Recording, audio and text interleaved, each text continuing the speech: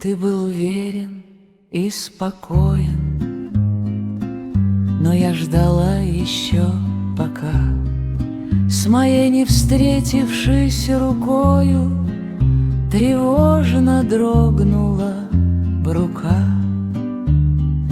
Не дрогнула, качнулись тени, и вторя шепоту веков роптали древние ступени, клонясь под груз твоих шагов.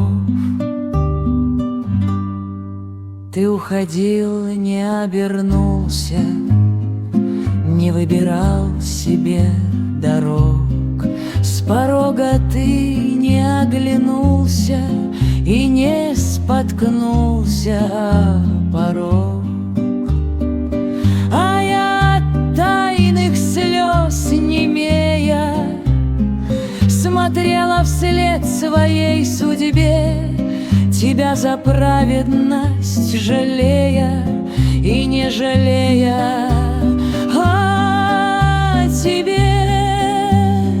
Ну что ж, не этой тьме безликой, победа, жертва и трофей, ты был потерян Эвридикой, не оглянувшийся.